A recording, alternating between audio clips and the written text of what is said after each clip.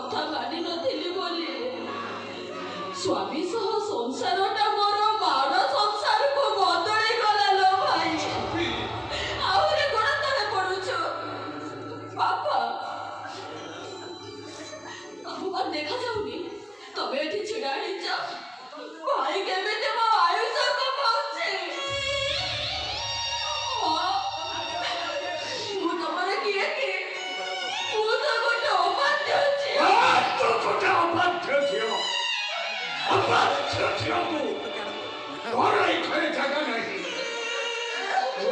ହାତ ଯୋଡ଼ି ଅନୁରୋଧ କରୁଛି ଝିଅ,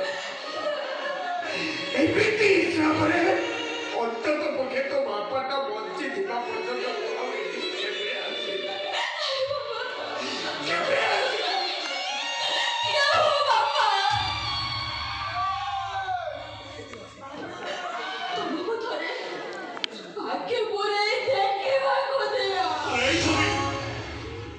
ଏମିତି କଣ କହୁଛୁ? ବାପା କଣ କହିଦେବେ ବୋଲି ତାଙ୍କ କଥା ମୁଁ ମନରେ କରିଛୁ? ନାଇଁ ନା ଭାଇ, ମୁଁ ଠିକ୍ ଜାଣିପାରୁଛି ତମମାନଙ୍କ ସହିତ ମୋର ଆଉ ଦେଖା ହବନି। ଆଉ ଯଦି ବି ଦେଖା ହୁଏ ତମେ ମାନେ ମତେ ଦେଖିବ, ମୁଁ ତମମାନଙ୍କୁ ଦେଖିପାରିବିନି। କାହିଁକିନା ମୁଁ ପରା ମରିଯାଇଥିବି।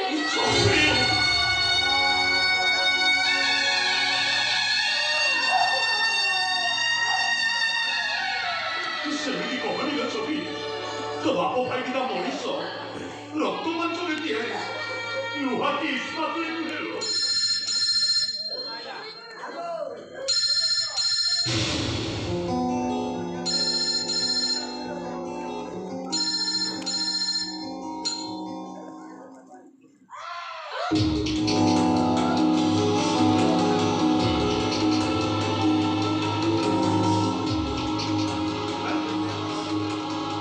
এই ছবি আলো কিଏ ଫୋନ କରିଥିଲା? କୁଆଡେ ଯାଉଛୁ?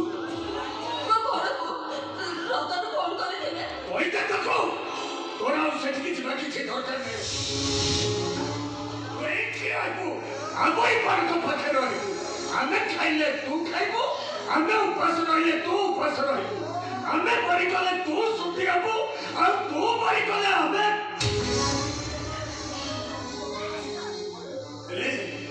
তোর সে শয়তান কোঠিকে ଯିବା କିଛି ଦରକାର ନାହିଁ, କିଛି ଦରକାର ନାହିଁ। ନାଇଁ ବାପା, ମତେ ଯିବାକୁ ହବ। ନା, ତୁ ସେଠି ଯାଇପାରିବୁନି।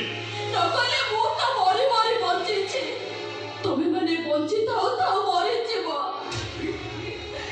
ତମ ଝିଅର ଅଶ୍ଳୀଳ ଭିଡିଓ ବାହାରେ ବୁଲିବ, ଏ କଥାଟା କଣ ତମେ ମାନେ ସହିପାରିବ? ମାନେ ସିଏ ଭିଡିଓ ପଠେଇଛି ବାପା, ଧମକ ବି ଦେଇଛି, ଆଉ କମେଣ୍ଟରେ ଲେଖିଛି ଏ ଭିଡିଓଟାକୁ ତୋ ବାପା ଭାଇକି ଦେଖେଇବନି।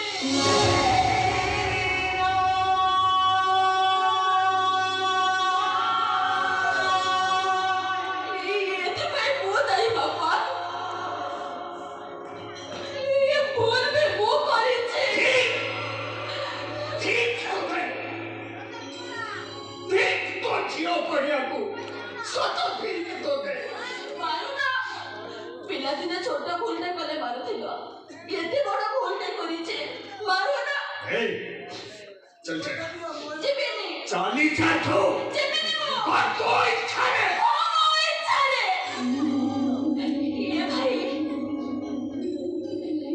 ମନେ ପକେଇଲୁ ପିଲାଦିନେ ବାପା ଯେତେବେଳେ ମତେ ମାରୁଥିଲେ ମୁଁ କାନ୍ଦୁଥିଲି, ଆଉ ତୁ ମତେ ବୁଝାଇ ଦେବାକୁ ଯାଇ କହୁଥିଲୁ। এই ছবি জমা কাঁদ না, ମୁଁ ତୋତେ ଚକୋଲେଟ ଦେବି।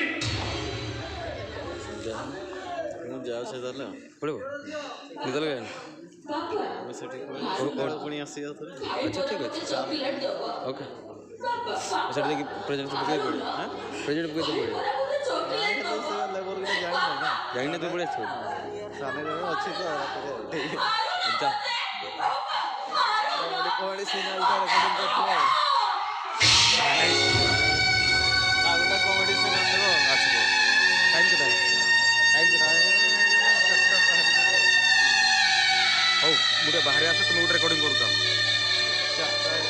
ଗୋଟେ ରେକର୍ଡ଼ିଂ କର, ମୁଁ ବାହାରୁ ଆସେ।